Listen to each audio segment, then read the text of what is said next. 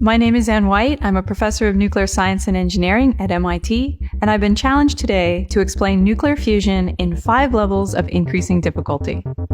Fusion is so exciting because it is extraordinarily beautiful physics, which underpins some of the most basic processes in our universe. Nuclear processes has a tremendously valuable application for humankind, a virtually limitless, clean, safe, carbon-free form of energy. What's your name? Tell me a little bit about yourself. I'm Amelia. I'm 9 years old. I'm in 3rd grade, and my favorite subject at school is definitely science. So my son is 5 years old, and he asked me what kind of science I do. And I said, fusion. And I said, I put a star in a jar. Does that make sense? No. That's a good answer, because it sounds a little ridiculous, right? How can we put a star in a jar? Well, we're not actually going to put the sun, which is a star, inside a jar. But instead, we're going to take the same kind of material that the sun is made out of, and we're going to hold it for a really long time in some kind of container. So fusion is about bringing things together. That's what fusing means. When those fusion reactions occur, a new particle is created, and energy is also released. Do you know what an atom is? No. All right. So an atom is what everything in our world is made of.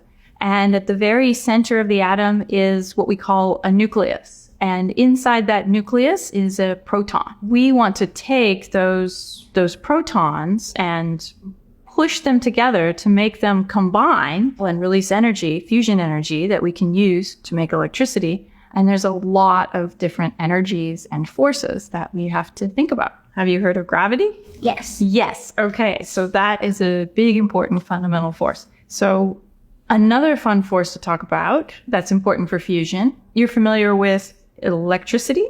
Yes. Right? And so there's also electric forces, electrostatic forces, and you've heard of static electricity. So now let's see about static electricity lifting my hair up. We can move this one strand that's like hanging down. The balloon took all the force from like your hair and put it in here, and now just like move it. There you go. Yeah.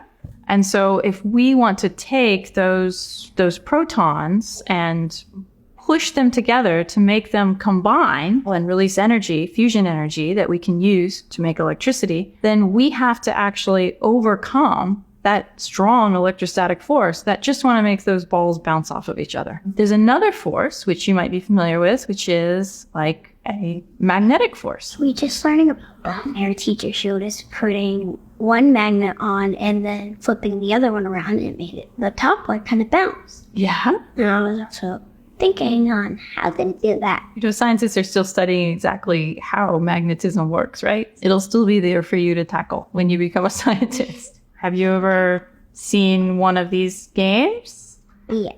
With the iron filings? So if you take this and you take the magnetic end, maybe you can show us what's going to happen with it while you move around those iron filings with the magnet.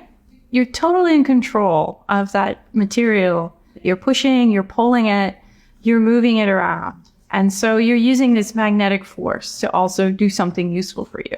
Have you learned about the states of matter? Yes. Tell me about that. So we were in 6th grade, and she put up a picture on the board, 3 states of matter. She shows a picture of ice, a picture of water, and a picture of gas. Did you learn that there's also a 4th state of matter? No. When you heat up a gas, you create a plasma. A plasma is the 4th state of matter. The plasma I study is actually invisible.